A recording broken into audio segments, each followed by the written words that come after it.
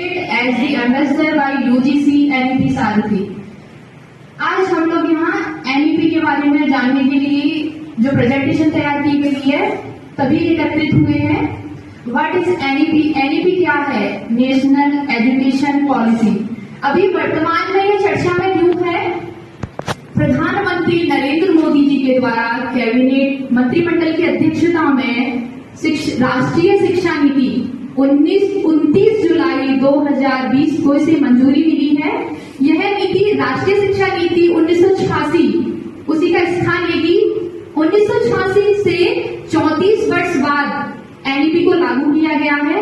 इसरो के जो पूर्व चेयरमैन थे के कस्तूरी रंगन, उनकी अध्यक्षता में NEP का ड्राफ्ट है वह तैयार किया गया है। मानव संसाधन विकास मंत्रालय MHRD के द्वारा यह अप्रूवल है। इसमें इसका मेन लक्ष्य, राष्ट्रीय शिक्षा नीति का मेन लक्ष्य है स्कूल एवं जो हायर एजुकेशन है उसमें स्टूडेंट्स की हेल्प करना और उनमें जो भी उनको आवश्यक जो भी सुधार करने हैं या उनको जो भी सुविधाएं उपलब्ध करानी है वह सभी प्रदान करना है। NEP की कुछ विशेषताएं हैं।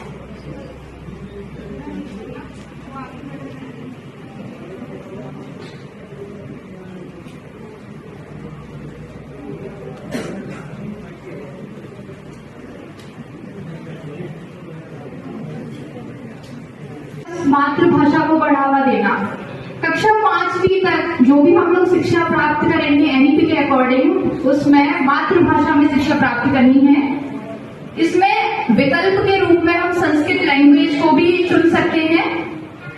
इसका मेन एम है 100% 2030 तक जो स्कूली शिक्षा है उसमें 100% नामांकन होना चाहिए, जिसमें एजुकेशन फॉर ऑल स्टूडेंट्स का लक्ष्य दिया गया है।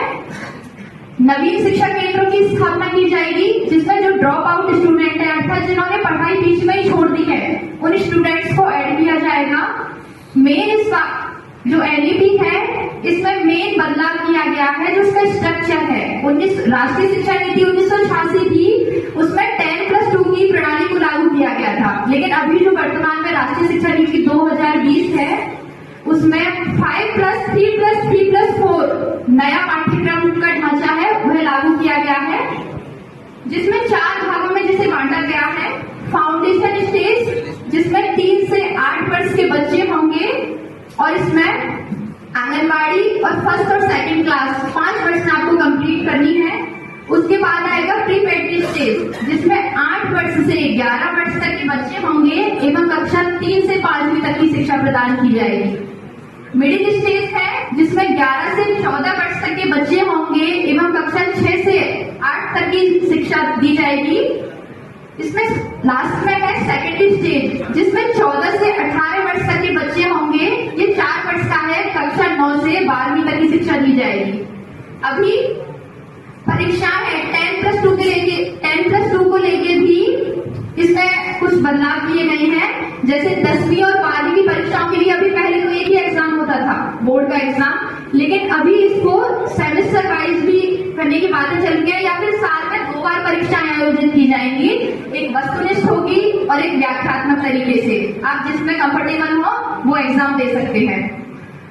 अभी वार्षिक सेमेस्टर एवं मॉड्यूलर बोर्ड परीक्षाएं उन पर जोर दिया जा रहा है। टीचर्स के लिए क्या नया है? इसमें बीएड कोर्स है। जो विद्यार्थी 12वीं के बाद में बीएड करना चाहते हैं वो 4 वर्ष का इंटीग्रेटेड कोर्स कर सकते हैं। अगर ग्रेजुएशन के बाद में आपको बीएड करनी है तो 2 वर्ष की, और उसके बाद में MA के बाद पर स्नातक के बाद करना है तो 1 वर्ष का बीएड कोर्स होगा।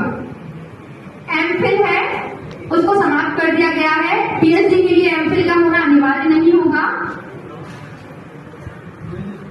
अभी जो हायर एजुकेशन में है जो बदलाव नहीं किया गया है, जो अंडर ग्रेजुएट कोर्स जो 3 साल का होता है अभी वो उसको चेंज करके 4 साल का कर दिया गया है, जिसमें अगर आपको फर्स्ट मतलब 1 वर्ष की पढ़ाई कंप्लीट करी है तो आपको डिप्लोमा सर्टिफिकेट दिया जाएगा। अगर आपने 3 वर्ष की पढ़ाई कंप्लीट की है तो आपको बैचलर की डिग्री दी जाएगी, और 4 वर्ष की आपने एजुकेशन कंप्लीट किया है तो शोध के साथ आपको बैचलर की डिग्री भी दी जाएगी। NEP के UGC के द्वारा 38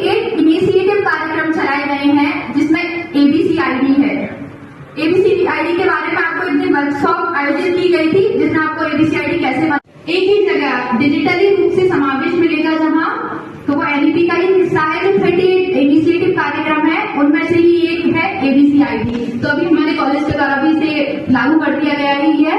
बाकी जो अदर कार्यक्रम हैं उन पर अभी काम चल रहा है। ठीक है, धन्यवाद।